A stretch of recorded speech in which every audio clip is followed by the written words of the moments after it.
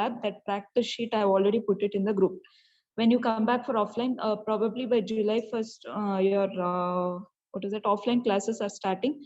So just we'll start with the lab that time, the second and third module. Meanwhile, whatever instructions and whatever other basics we'll discuss, those two, whenever you come back, we can just try to do it. Along with that, I already have the recorded video of that, whatever I've sent. So I'll directly put it in the group instead of wasting my time. Hardly 7 to 8 people will come. So it's waste of time. So that is why what I'll do, I'll put that recorded video in the group. So you can just go through it. Meanwhile, whatever I put, just the basics we'll discuss. And once you come back for offline, then it will be easier. Okay, so that is one thing. So today we are seeing with what your module 3.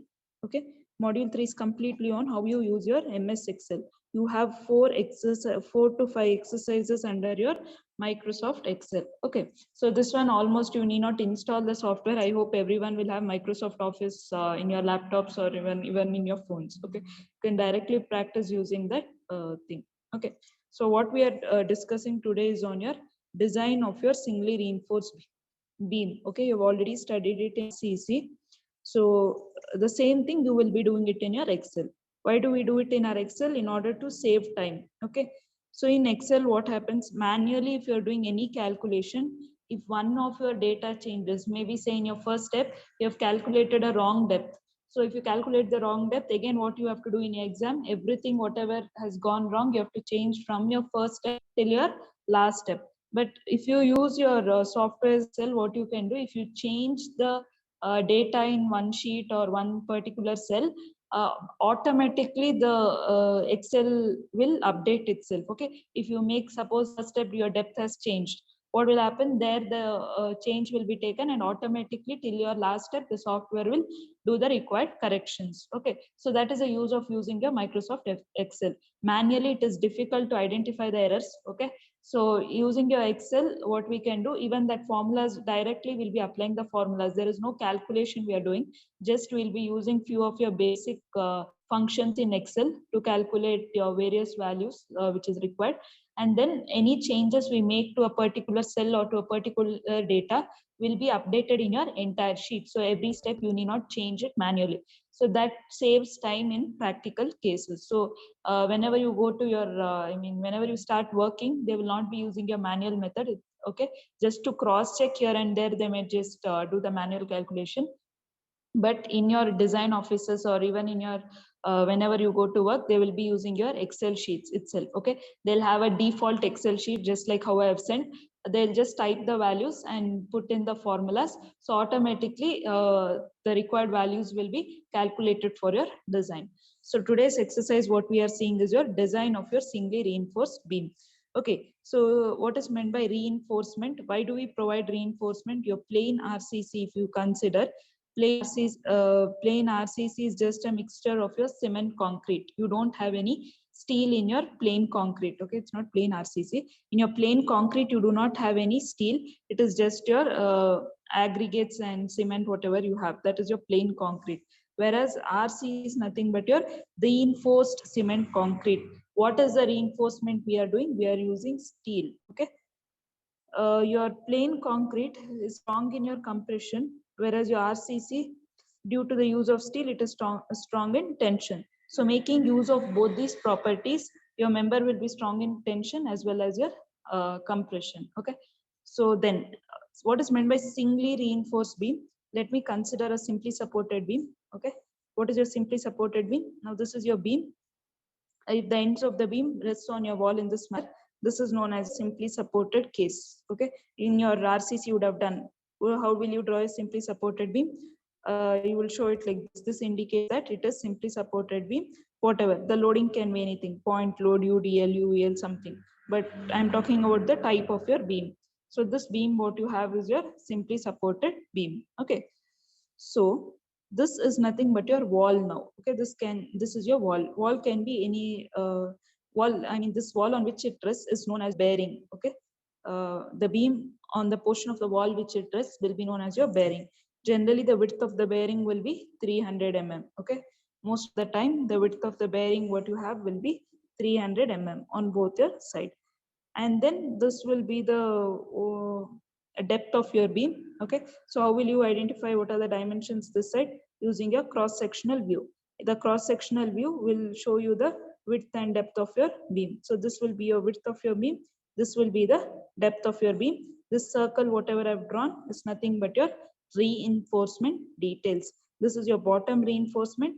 This is your top reinforcement details. Okay, but in singly reinforced beam, we will have the reinforcement provided only in one direction. I repeat, in your singly reinforced beam, the reinforcement will be provided either at the bottom or at the top, depending on the nature of your beam.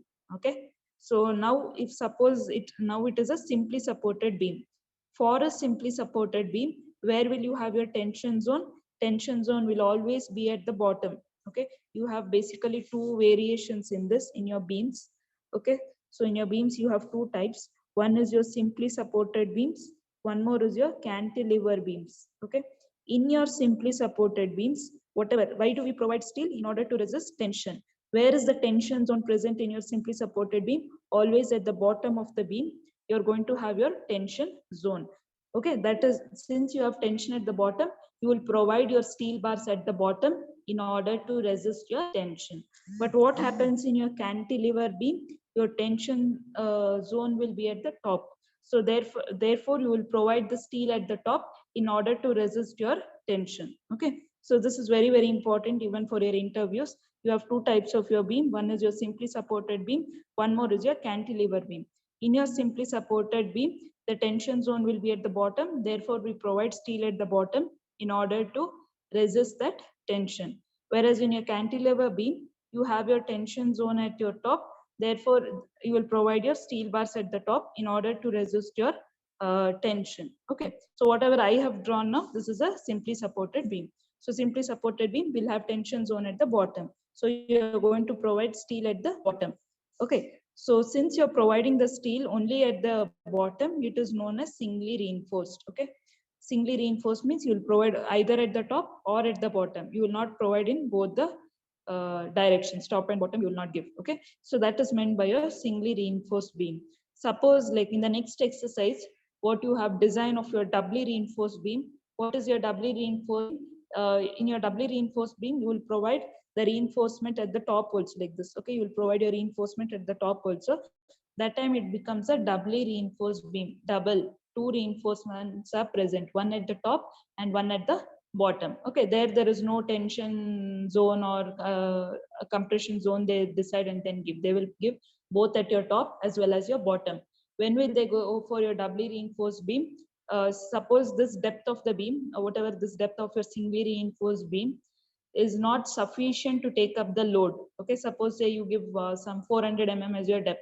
If that 400 mm of your depth of your beam is unable to resist the load that is coming onto it, that time what happens? You cannot further increase it. What happens if you go on increasing depth of your beam? The aesthetics or your look of the building will be, I mean, it will not look good. Or in the practical cases also, they don't go for very deep beams. Okay, beyond a certain depth, they are not going to go beyond that. So in that case, what they do, in order to resist that additional load, they will provide both your reinforcements at your top as well as bottom. Okay, so whenever the depth of your singly reinforced beam is not sufficient, that time they will go for your doubly reinforced beam. How is that load taken up? By providing the reinforcement both at your top and your bottom. So that is the main difference between your singly reinforced beam and your doubly reinforced beam. Okay, so today's design is on your singly reinforced. Okay, this whatever I have drawn is your simply supported beam. Suppose the same singly reinforced, if you have a cantilever beam, how will the figure look like? In your cantilever beam, always your tension zone will be present at your top. Okay, in your cantilever beam, always you will have your tension zone present at your top. Now this whatever I have drawn is your cantilever beam. Just you can see, this is what is your cantilever beam? A beam which is fixed at one end and it is your free at your other end. So this end, this left end is your fixed end, this end is your free end. Just like how you draw, how will you draw your cantilever beam? Line diagram will be like this. One end is fixed, one end is free. Same thing, I have drawn the view. Okay, so this is your fixed end, this is your free end. In your cantilever beam, what happens? The tension will be at the top. okay, in your cantilever beam, the tension will be at the top. So you have to provide your reinforcement at your top. How will you provide your reinforcement at your top? It is going to be provided in this particular manner. Okay, they're going to provide your steel bar in this particular manner if it is a singly reinforced beam. Suppose again it is a cantilever and doubly reinforced, again this bar will be provided at your bottom. But so in double reinforced there is no problem since you're providing both at the top and bottom. But whenever you have singly reinforced beam, you have to be very careful about whether it is simply supported or whether it is cantilever. Because for simply supported, you have to provide the bar at the bottom. For a cantilever, always you have to provide bar at the top. The reason being, for simply supported, tension is at the bottom. For your cantilever beam, the tension zone is at your top portion. Okay, so that is why you provide the reinforcement in this particular manner. Okay, so now let us see the steps what you have to do in the design of your singly reinforced beam. In your Excel, okay, what you have to do whenever you have to type in, before that, whenever you have to type any formula, there is a formula bar on the top. Okay, there is a formula bar on the top. You can just open your Excel as well as the video which I'll share later on. Okay, always on the top there is something called as formula bar. Whenever you have to type any particular, now I'll write the steps. In those steps you have formulas, right? Whenever you are writing your formulas, in the formula bar, it should begin with an equal to sign. It is mandatory. Only if you start the function with an equal to sign, it will be considered as a formula. Say suppose in a particular cell you just enter 12, this will be taken as a constant value, or any even if you enter any alphabet, say you write something like instead of formula you write a into b, it will be taken as a text or a constant value. There will be no operation that will be performed. Only when you begin the cell with an equal to sign, this will be considered as a formula, and accordingly the computation or the calculation will be done by your software. So it is very important for you to begin the formula with an equal to sign. So this is the very basics of your Excel sheet, what you have to know. Okay, so first step, let us come to your first step. In the design of your singly reinforced beam, the first step is to assume the depth. Okay, the first step, what you will do, you have to write all this in the text part. Okay, you in every cell, what you can do, you have to write the textual part, like assume depth as, since it is singly reinforced beam, according to your IS 456, the depth should be assumed between 1/12th to 1/15th of the span of your, okay, 1/12 to 1/15th of the span. Now what is your span? The distance between your walls, this is known as your span. Okay, this is known as your span. Now the distance between two supports will be known as your clear span. Whatever this distance between your supports, this will be known as your clear span. There is one more thing which is known as your effective span. What is your effective span? Whenever we take the distance from the center to center of the columns, okay, when we consider the distance between the center to center of the columns, it will be known as your effective span. Okay, so there are two things. One is your clear span and one more is your effective span. What is your clear span? The distance between one edge of your support to the other support. This is known as your clear span. What is your effective span? Effective span is the center to center distance between your support, is known as your effective span. Okay, so this you have to know. So in your step 1, you has 1/12 to 1/15th of the span whatever you have. Okay, so this is your clear span, what I'm saying now. Next, calculate your effective span. In step 2, you have to calculate just in your manual method. Only is changes made in any particular. So effective span, we will calculate. What are the two conditions to calculate your effective span? Effective span is the minimum of your center to center distance between your supports. Okay. Effective span is the center to center distance between your supports. And one more second condition is clear span plus effective depth. You have this in your IS 456. You have already studied this. You calculate effective span as the minimum of your center to center distance between your supports. Okay, to center distance between your supports and the clear span plus your effective depth. Okay, so after you calculate your effective span, the next step, your step 3, okay, will be to calculate your factored load. Your step number 3 will be to calculate your factored load or your fact. How is your factored load represented by W? Is not factored, I mean, okay, that will be represented by W. If it is a factored load, you will use WU. U stands for your ultimate load. Okay, so whenever you come across, you have to understand that it is a factored load or it is your ultimate load. Okay, so how will you calculate your factored load?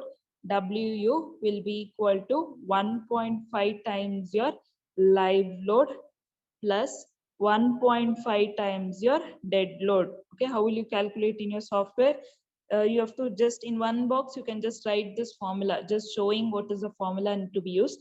In the very next cell, you can write, you can start it with an equal to sign. We'll see this when you're doing the lab as well as in the video, you can just refer.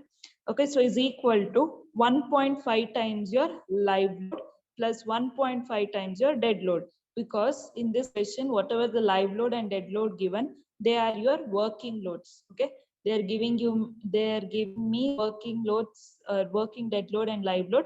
So I will convert it into factor individually. I'll convert into factored loads, and then if I add those two values, I'm going to get my ultimate or the total load. So always your ultimate load will be your live load plus your dead load. So if you remember in your design, you will calculate first step self weight, then you will calculate some floor finish, something like that, and then you will add live load, then you will calculate the total of your dead load plus live load plus your floor finish, if any. Okay, so same thing we are doing here directly, 1.5 into live load plus 1.5 into dead load. Instead of that manual method, here directly in a formula, we are just substituting your taking it directly. Okay, so that is your step number 3. You have to calculate what is your factored load using the formula, begin with an equal to sign. Where will you get this live load and dead load? It will be given in your question. Don't worry, your dead load and live load will be given in your question. The same values you have to type. Then your step 4 is to calculate your design moment and your shear force. Why do we do the designing? For anything for that matter, why do we do design of anything? In order to what is the total shear force that is coming, what is the coming, and then in order to that amount of shear and bending moment, or whatever section we have provided, depth and width of the beam, is it sufficient enough to resist that is coming? So all that will be done using your design. So based on the amount of load coming, we will calculate the bending. Accordingly, we are going to provide your reinforcement as well as the width and the depth of your beam. Design. Okay. Ultimate goal is that result the total load which is, so either we provide if the shear more, then what we will do, if it we will provide shear reinforced. If the bending moment is more, we are going to provide a steel. And say this even after providing this, the depth is not sufficient, okay, to resist the load, time will increase the depth of your beam. Okay, instead of some 0.4 by 0.6, we'll take a higher value. That is your step number 3. So step number 4, you're going to calculate your design shear force and your bending moment. Calculate design shear force or design bending moment. Okay. So how will you calculate your design shear force and your design bending moment? Your ultimate shear force, there is a formula to calculate your ultimate shear force. What is that? For a simply supported beam, the shear force will be W into L by 2.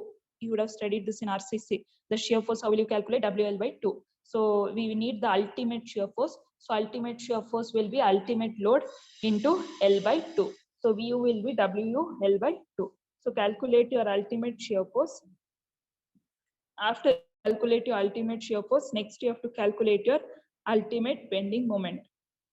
Okay. So when you calculate your ultimate bending moment, now you have your what is the type of your beam you have? You have your simply supported beam subjected to UDL. Whatever this load you get, no, 0.5 times your dead load plus live load, I will assume it to be uniformly distributed throughout the span of your beam. Okay, so I will assume that whatever this is there is the load will be uniformly distributed throughout your span of your beam. So I'm considering it to be a UDL. What is the formula for the bending moment of a beam subjected to an UDL? It will be WL square by 8. Okay, the bending moment formula for a simply supported beam subjected to your UDL will be WL square by 8. Instead of W, I'll write WU, indicating that it is your factored load. So we get the bending moment using your factored load into L square by 8. Okay, so same thing we can put in the Excel, that cell we can just type the formula is equal to WL square by 8. Okay, so after we type your bending moment, now that ends your step number 4. Okay, from the weight calculated, we are finding out what is the total amount of shear force and bending moment. Okay, so resist this shear force and your bending moment, what you have to do, you have to provide either shear reinforcement and your main reinforcement. Okay, to resist your shear force, we'll provide the shear reinforcement. Resist your bending moment, we are going to provide your this thing, what is it, main reinforcement. Okay, so step number 5, we will calculate the area of steel. I'll just write AST. Area of steel is AST. Okay, so calculate your area of steel. This is main steel what I'm taking, or your main reinforcement. What is the formula to calculate your main? This formula also you have to take it from your code. So your area of steel will be mu is equal to 0.87 F by ASTD into 1 minus F by AST divided by FCK BD. Okay, so mu will be 0.87 Fy ASTD into 1 minus Fy AST divided by FCK into B into D. Okay, so after you calculate your area of your main reinforcement, then you can find out what is your this thing. AST value can be found out from this using your mu formula. Okay, so there is some few more simplification actually what they do. So this is in the manual method what I'm writing. This you can directly use in your formula. Okay, but in the manual method what we'll do, we'll try to find out your AST value. Okay, so how will you get your AST value? If you cross multiply the terms, it will become mu by 0.87 Fy into D is equal to AST into 1 minus AST divided by FCK BD divided by your Fy. Okay, so in other words, you can write it in form of AST square minus B into AST plus A into B is equal to 0.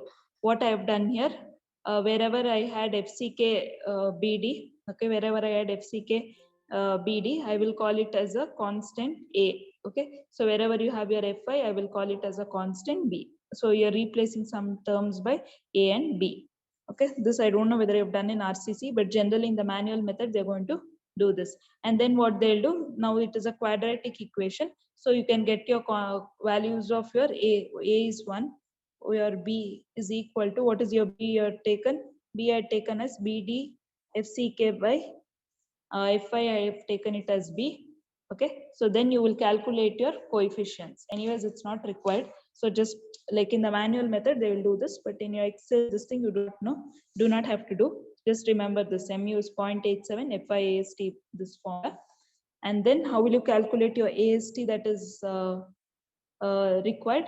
Just rearrange the terms. AST is equal to mu, that you have to calculate. After you get the value of mu, next you have to find the required AST by cross multiplying your terms. So after you get your main reinforcement, the last but one step is to find out what is your shear reinforcement.